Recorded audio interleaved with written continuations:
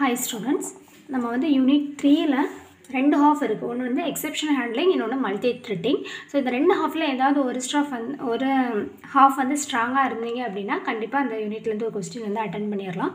So நம்ம வந்து multi த்ரெட்டிங்கை வந்து ஃபோக்கஸ் பண்ணுறோம். அதில் already inter thread communication, multi threading and synchronisation இது 3 கொஸ்டின் கேட்டாலுமே அதை ஒரு ப்ரோக்ராம் தான் நான் படிக்க சொல்லியிருக்கேன். சரியா? ஸ்லோ லேர்னர்ஸ் அந்த 3 டைட்டில் கேட்டாலுமே நீங்கள் அந்த ஒரே ஒரு கொஸ்டின் வந்து பார்த்துக்கோங்க.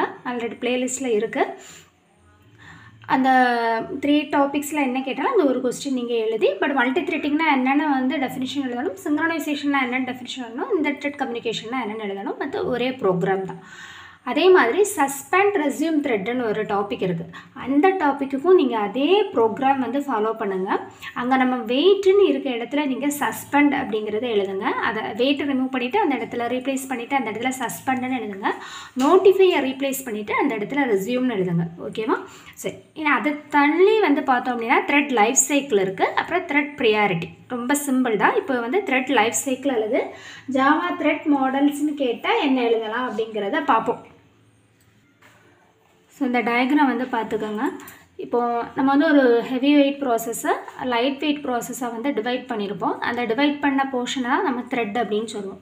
இப்போ ப்ரோக்ராம் வந்து அந்த எல்லா த்ரெட்டுமே கன்கரண்டாக அட் அ டைம் ரன் ஆகிட்டு இருக்கும்போது அந்த இங்கே இருக்கக்கூடிய இந்த 4 ஸ்டேட் இருக்குல்ல, new, runnable, running, blocked, dead. இந்த ஸ்டேட்டில் ஏதாவது ஒரு ஸ்டேட்டில் தான் கண்டிப்பாக இந்த த்ரெட்டு வந்து இருக்கும். சரியா? ஸோ அது வந்து எப்படி ட்ராவல் ஆகுது அப்படிங்கிறது தான் பார்க்க போகிறோம். ஃபஸ்ட்டு வந்து நியூ அப்படிங்கிற ஸ்டேட். ஒரு த்ரெட்டை நம்ம க்ரியேட் பண்ணுறோம் அப்படின்னா ஒரு ஆப்ஜெக்ட் யூஸ் பண்ணி நம்ம த்ரெட்டு க்ரியேட் பண்ணுவோம்ல, அந்த டைமில் அது நியூ அப்படிங்கிறதுக்கு வருது. ஸோ அதுக்கப்புறமா அந்த ஆப்ஜெக்ட் யூஸ் பண்ணி ஸ்டார்ட் அப்படிங்கிறத கால் பண்ணுவோம். ஸ்டார்ட் மெத்தடை வந்து ஸ்டார்ட் பண்ணி விட்டோம் அப்படின்னா அது அங்கேருந்து ரன்னபிள் ஸ்டேட்டுக்கு வருது. அதுக்கப்புறமா ஸ்டார்ட் வந்து என்ன மெத்தட் இருக்கான்னு சர்ச் பண்ணும், ரன் மெத்தட் இருக்கான்னு சர்ச் பண்ணும். அந்த ரன் மெத்தடில் என்ட்ரு ஆயிடுச்சு அப்படின்னா அது ரன்னிங் ஸ்டேட்டில் வந்துடும். சரியா? ரன்னிங் ஸ்டேட்டில் இருந்து ஈல்டு மெத்தட் நம்ம யூஸ் பண்ணோம் அப்படின்னா அது திருப்பி ரன்னபிளுக்கு போகும். அந்த ஈல்டு அப்படிங்கிறது என்ன அப்படின்னா, இந்த த்ரெட் ரன் ஆகிட்டு இருக்கும்போது இது ஒரு ரிசோர்ஸை வந்து யூட்டிலைஸ் பண்ணிகிட்ருக்குன்னு வைங்க இந்த த்ரெட். பட் இதை விட ஹையர் ப்ரியாரிட்டி இருக்கக்கூடிய ஒரு த்ரெட் இங்கே என்டர் ஆகுது அப்படின்னா இந்த த்ரெட் ஆட்டோமேட்டிக்காக ரன்னபிள் ஸ்டேட்டுக்கு போயிட்டு அந்த thread highest priority thread run ஆகி முடிஞ்ச அப்புறமா இந்த த்ரெட் வந்து திருப்பி ரன்னிங்கில் வந்து ரன் ஆகும். சரியா? இதான் ஈல்டு. டெம்பரவரியாக கொஞ்சம் நேரம் அது ரன்னபிளுக்கு போயிட்டு திருப்பி ரன்னிங்கில் வந்து ரன் ஆகும். சரி, நெக்ஸ்ட்டு வந்து ரன்னிங்லேருந்து பிளாக்டு ஸ்டேட். ரன்னிங்லேருந்து எப்போல்லாம் பிளாக்டு ஸ்டேட்டுக்கு த்ரெட்டு போகும் அப்படின்னா சஸ்பெண்ட், வெயிட்டு, ஸ்லீப் இந்த 3 மெத்தட் யூஸ் பண்ணும்போது போகும்.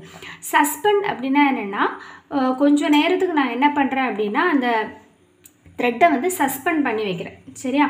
அது எவ்வளோ டைம்னு தெரியாது, அதை கொஞ்சம் நேரத்துக்கு நான் சஸ்பெண்ட் பண்ணுறேன். அதே மாதிரி வெயிட்டும் அப்படின்னா ஒரு பர்டிகுலர் டைம் பீரியட் கொடுத்து வெயிட் பண்ண வைப்பாங்க, இல்லை அப்படின்னா கொஞ்சம் டைம் வந்து நான் வெயிட் பண்ண வைக்கிறேன். அதே மாதிரி ஸ்லீப்பும் அப்படின்னா ஸ்லீப் ஆஃப் சொல்லி மில்லி செகண்ட்ஸில் உள்ள கொடுத்துருப்பாங்க. இவ்வளோ டைம் நீங்கள் வந்து ஸ்லீப்பில் இருங்க, அதுக்கப்புறமா ரன் பண்ணலாம் அப்படின்னு. ஸோ அப்போ இந்த சஸ்பெண்ட், வெயிட்டு, ஸ்லீப் இந்த 3 மெத்தட்ஸ் யூஸ் பண்ணும்போது ரன்னிங்லேருந்து த்ரெட்டு வந்து பிளாக்டு ஸ்டேட்டுக்கு வரும். ஓகேவா? திருப்பி பிளாக்டு ஸ்டேட்டில் வந்து அது வந்து ரன்னபிளுக்கு வந்து தான் ரன்னிங்க்கு வரணும். ஓகேவா? இப்போ எப்போல்லாம் அது பிளாக்டுலேருந்து ரன்னபிளில் போகும் அப்படின்னா ரெஸ்யூம், நோட்டிஃபை. ஆல்ரெடி ஒரு த்ரெட்டை நம்ம வந்து சஸ்பெண்ட் பண்ணி வச்சுருக்கோம் அப்படின்னா அந்த த்ரெட்டை நம்ம வந்து ரெஸ்யூம் பண்ணணும். அப்போ தான் அது அகெயின் ரன்னபிளில் வந்து ரன் ஆகும். அதே மாதிரி ஒரு த்ரெட்டை நான் வெயிட் பண்ண சொல்கிறேன் அப்படின்னா அதை நோட்டிஃபை பண்ணால் தான் அது ரன்னபிளில் இருந்து ரன்னிங்கில் ஆகும். ஓகேவா? ஸோ ஸ்லீப் அப்படிங்கிறதுக்கு நம்ம எக்ஸ்ட்ரா அதை ரன்னபிளுக்கு கொண்டு போகிறதுக்கு ஒரு மெத்தட் தேவையில்லை. ஸ்லீப் மெத்தட் யூஸ் பண்ணோம் அப்படின்னா அந்த ஒரு பர்டிகுலர் டைம் பீரியட் வந்து கொடுத்துருப்பீங்க, மில்லி செகண்ட். அந்த மில்லி செகண்ட்ஸ்க்கு முடிஞ்சது அது ஆட்டோமேட்டிக்காக வந்து ரன்னபிளுக்கு வந்து மூவ் ஆகும். சரியா? சரி, இனி அந்த ஃபைனல் ஸ்டேட் வந்து டெட் ஸ்டேட். எப்போல்லாம் ஒரு த்ரெட்டு வந்து டெட் ஸ்டேட்டுக்கு வந்து மூவ் ஆகுது, டெட்னா கில்டு த்ரெட், அதுக்கப்புறமா அது வந்து ப்ராசஸ் பண்ண முடியாது. சரி, அதான் எண்ட், டெர்மினேட்டட் அப்படின்னு சொல்லுவாங்க.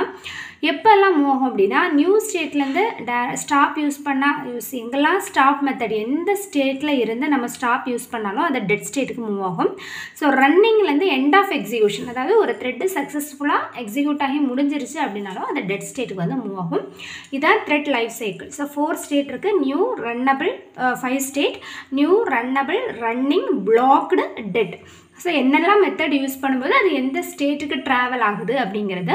ஸோ ஒரு த்ரெட்டு வந்து ஒரு என்டையர் ப்ராசஸ் முடிகிறதுக்கு முன்னாடி இந்த லைஃப் சைக்கிள் ப்ராசஸ் தான் நடக்கும். இந்த த்ரெட் வந்து ஏதாவது ஒரு ஸ்டேட்டில் கண்டிப்பாக இருந்துகிட்டே இருக்கும். சரியா? இதான் வந்து thread life cycle. Diagram draw பண்ணிவிட்டு த்ரெட் லைஃப் சைக்கிள்னால் என்ன, த்ரெட்னா என்னன்னு ஒரு இன்ட்ரோ கொடுத்துட்டு டயக்ராம் ட்ரா பண்ணிவிட்டு அதை எக்ஸ்பிளைன் பண்ணுங்கள். நியூ த்ரெட் க்ரியேஷன் எப்படி பண்ணணும் வேணால் நீங்கள் எழுதிக்கலாம். எப்போ நியூ த்ரெட் க்ரியேட் பண்ணோம் அப்படின்னா த்ரெட்டு கொடுத்துட்டு த்ரெட்டுக்கு ஒரு ஆப்ஜெக்ட் க்ரியேட் பண்ணிவிட்டு நியூ த்ரெட் அப்படின்னா ஒரு த்ரெட்டு க்ரியேட் ஆயிடுச்சுன்னு அர்த்தம். ஸோ அந்த த்ரெட்டோட ஆப்ஜெக்ட் இருக்குல்ல, மை த்ரெட் தான் த்ரெட்டுக்கு ஆப்ஜெக்ட் க்ரியேட் பண்ணியிருக்கேன். த்ரெட்டு கிளாஸை அந்த கிளாஸுக்கு மை த்ரெட்னு ஒரு ஆப்ஜெக்ட் க்ரியேட் பண்ணியிருக்கேன். அந்த ஆப்ஜெக்டை யூஸ் பண்ணி டாட் ஸ்டார்ட் அப்படின்னு போட்டோன்னா அது ரன்னபிள் ஸ்டேட்டுக்கு மூவ் ஆகுது.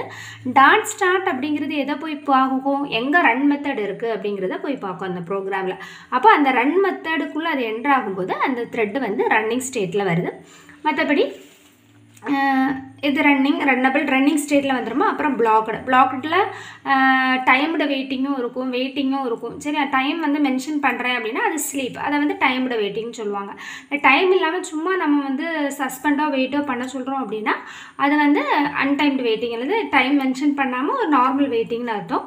ஸோ வெயிட்டை வந்து திருப்பி ரன்னபிளுக்கு அதை வந்து வேக்கப் பண்ணுறதுக்கு வந்து ரெஸ்யூம் ஸோ வெயிட்டுக்கு நோட்டிஃபை யூஸ் பண்ணுவோம், சஸ்பெண்டுக்கு ரெஸ்யூம் யூஸ் பண்ணிப்போம். சரியா? ஸோ இதெல்லாம் கிளியராக இருங்க. டயக்ராம் வச்சு எக்ஸ்பிளைன் பண்ணுங்கள். டவுட்ஸ் இருந்தால் கமெண்ட் பண்ணுங்கள். All the best. தேங்க்யூ.